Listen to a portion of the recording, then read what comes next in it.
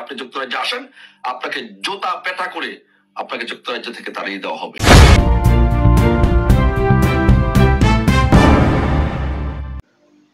প্রিয় দর্শক, আসসালামু আলাইকুম।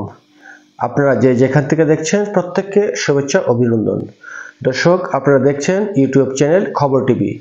চ্যানেলে নতুন হয়ে থাকলে চ্যানেলটি সাবস্ক্রাইব করে পাশের বেল বাটনটি চেপে দিয়ে পাশে থাকুন, যাতে করে প্রতিনিয়ত সব আপডেট খবরগুলো আপনারা পেতে পারেন। প্রিয় দর্শক, আমাদের আইন উপদেষ্টা আসিফ নজরুল, ওনার আসলে প্রকৃত নাম হচ্ছে নজরুল ইসলাম। তিনি বুদ্ধিজীবী সাজার জন্য নজরুল ইসলাম নাম বাদ দিয়ে তিনি আসিফ নজরুল হিসাবে পরিচিত হয়েছেন, এমনটাই শোনা যাচ্ছে বিভিন্ন সোশ্যাল মিডিয়ার খবরে। দর্শক, আজকে আইন উপদেষ্টা আসিফ নজরুলের অনেক কুকীর্তি, অনেক অতীত, বর্তমানে তিনি অর্থ পাচার সহ নানা অপকর্মে জড়িয়ে পড়েছেন বলে বলছেন একজন লন্ডন প্রবাসী। তিনি আজকে বঙ্গবন্ধুর কন্যা শেখ হাসিনা এবং শেখ রেহানাকে নিয়ে কটূক্তি করার প্রতিবাদেই আসলে এই বক্তব্যটি এসেছে। সেই বক্তব্যটি আমি আপনাদেরকে শোনাচ্ছি। সেই লন্ডন প্রবাসী দোস্তুর মতো আইন উপদেষ্টাকে জুতা পেটার হুমকিও দিয়েছেন। শুনুন তার মুখ থেকেই। ইসলাম উরফে আসিফ নজরুল আমাদের বঙ্গবন্ধু কন্যা দেশরত্ন শেখ হাসিনা এবং বাংলাদেশের নির্বাচিত প্রধানমন্ত্রী শেখ হাসিনা এবং তার ছোট বোন শেখ রেহানাকে নিয়ে কটূক্তি করেছেন, অশালীন বক্তব্য দিয়েছেন এবং আজে বাজে কথা বলার চেষ্টা করেছেন। আমরা বাংলাদেশ আওয়ামী লীগের পক্ষ থেকে এবং দেশের জনগণের পক্ষ থেকে, বঙ্গবন্ধুর এবং বাংলাদেশের স্বাধীনতায় যারা বিশ্বাস করে তাদের পক্ষ থেকে আমরা জনাব আসিফ নজরুলের এই বক্তব্যের তীব্র নিন্দা এবং প্রতিবাদ জানাচ্ছি।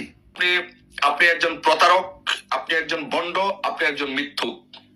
মিস্টার আসিফ নজরুল, আপনি একজন মিথ্যুক, আপনি একজন ভণ্ড, আপনি একজন প্রতারক। আপনি দেশের জনগণের সাথে, ছাত্র ছাত্রীদের সাথে, ছাত্র জনতার সাথে প্রতারণা করেছেন।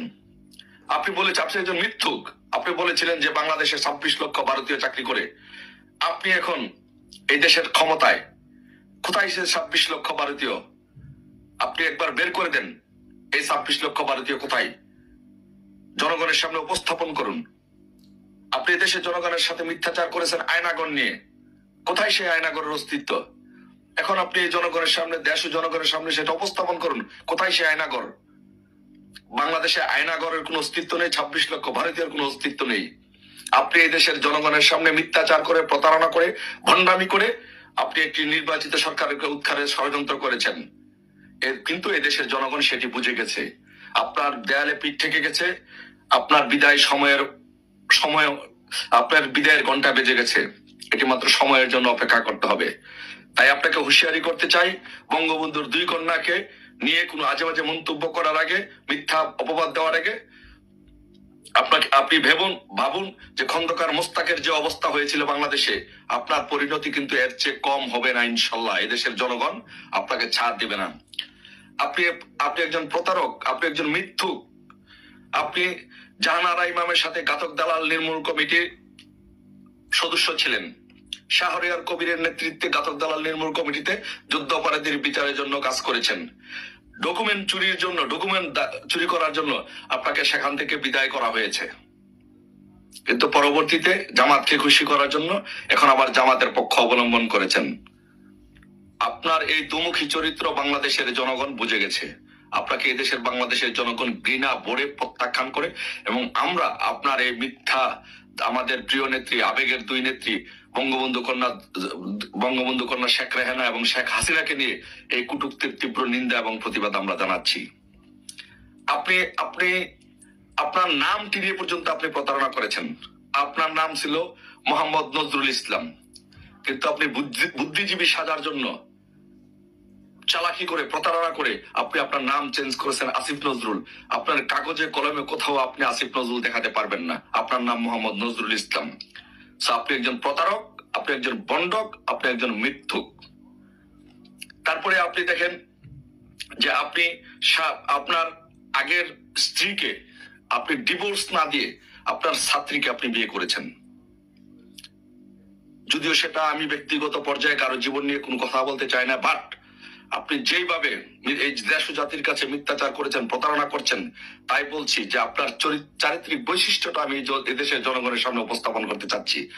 আপনি আপনার সাবেক স্ত্রী রোকেয়া প্রাচীরকে ডিভোর্স না দিয়ে আপনি হুমায়ুন আহমেদের মেয়ে শিলা আহমেদকে বিয়ে করেছেন এবং তার অনুমতি না নিয়ে সে বিয়ে করেছেন, সেটি আপনি অপরাধ করেছেন। আপনি এরকম জঘন্য জঘন্য অপরাধ করেছেন। আপনার সাথে বিভিন্ন সামাজিক যোগাযোগ মাধ্যমে এবং বিভিন্ন জায়গায় অসংখ্য মেয়েদের সাথে আপনার অডিও কল ফাঁস হয়েছে। এ থেকে আপনার চারিত্রিক বৈশিষ্ট্য আপনার বের হয়ে গেছে। আপনি একজন দুর্নীতিবাজ। শেয়ার বাজার থেকে 2 লক্ষ কোটি টাকা পাচার হয়েছে, নাই হয়েছে আপনারা ক্ষমতা গ্রহণ করার পরে। এবং এর সবচেয়ে বড় অভিযোগটা আসছে আপনার বিরুদ্ধে যে আপনি এবং ইনুস সামাজিক ব্যবসা করার জন্য পৃথিবীর বিভিন্ন দেশে এই যে টাকাগুলো পাচার করেছেন। এবং এই নিউজও আমাদের কাছে আছে যে আপনার বউকে আপনি, আপনার স্ত্রীকে আপনি, আপনার পরিবারকে আপনি যুক্তরাষ্ট্রে পাঠিয়ে দিয়েছেন এবং আপনি সেখানে সেই টাকাগুলো পাচার করছেন। তো আপনি একজন টাকা পাচারকারী, আপনি একজন চরিত্রহীন, আপনি একজন লম্পট, আপনি একজন মিথ্যাচারী, আপনি একজন প্রতারক, আপনি একজন ভণ্ড। সো একজন ভণ্ড, প্রতারক, মিথ্যুক, টাকা পাচারকারী, দুর্নীতিবাজ, নারী কেলেঙ্কারির সাথে যে জড়িত, তাকে দিয়ে বঙ্গবন্ধু কন্যা শেখ হাসিনা এবং শেখ রেহানা সম্পর্কে কোনো বক্তব্য মানায় না। আপনার তাদের সম্পর্কে বঙ্গবন্ধুর 2 কন্যাকে নিয়ে বক্তব্য করার যোগ্যতা আপনার নেই। আর সেই জায়গার মধ্যে আপনি অশালীন ভাষায় কথা বলার চেষ্টা করেছেন। আপনাকে আবার হুঁশিয়ার উচ্চারণ করে বলছি, ইনশাল্লাহ এদেশের জনগণ কোন ষড়যন্ত্র, এদেশের জনগণ কোন ষড়যন্ত্রকারীকেই বরদাস্ত করে নাই, ষড়যন্ত্রকে বরদাস্ত করে নাই। আমরা ইনশাল্লাহ এবারও এদেশের জনগণ আপনাকে বরদাস্ত করবে না। আপনার অবস্থা, আপনার পরিণতি ইনশাল্লাহ অবশ্যই আপনার পরিণতি খন্দকার মোস্তাকের মতো পরিণতি হবে। আপনার নাম নিশানা কবরস্থান পর্যন্ত বাংলাদেশের মাটিতে থাকবে না ইনশাল্লাহ। আপনাকে বলে দিচ্ছি, আপনাকে হুঁশিয়ার করে দিচ্ছি এবং আপনাকে চ্যালেঞ্জ করে বলছি, আপনি আপনার নাম নিশানা ইনশাল্লাহ বাংলাদেশে ইনশাল্লাহ থাকবে না। আর আমি যুক্তরাজ্য থেকে আপনাকে ঘোষণা করছি, আমি যুক্তরাজ্যে আছি, আপনাকে আমি যুক্তরাজ্য থেকে ঘোষণা করছি যে যুক্তরাজ্যের মাটিতে আপনার ঠাঁই হবে না। যুক্তরাজ্যের মাটিতে আপনার কোনোভাবে আপনার ঠাঁই হবে না। আপনি যুক্তরাজ্যে আসেন, আপনাকে জোতা পেটা করে আপনাকে যুক্তরাজ্য থেকে তাড়িয়ে দেওয়া হবে, গণধোলাই দিয়ে আপনাকে যুক্তরাজ্য থেকে তাড়িয়ে দেওয়া হবে। আপনার কত বড় সাহস! এদেশের মানুষের আশা আকাঙ্ক্ষার প্রতীক, আবেগের প্রতীক, মানুষের যেখানে আবেগ জড়িত বঙ্গবন্ধুর 2 কন্যাকে নিয়ে, বঙ্গবন্ধুর সেই 2 কন্যাকে নিয়ে আপনি মন্তব্য করেছেন, মিথ্যাচার করেছেন। এর তীব্র নিন্দা এবং প্রতিবাদ জানাচ্ছে এবং আপনাকে এর জবাব ইনশাল্লাহ অবশ্যই বাংলাদেশের জনগণ দিবে, আমরা দিব ইনশাল্লাহ। সেটার জন্য প্রস্তুত থাকুন।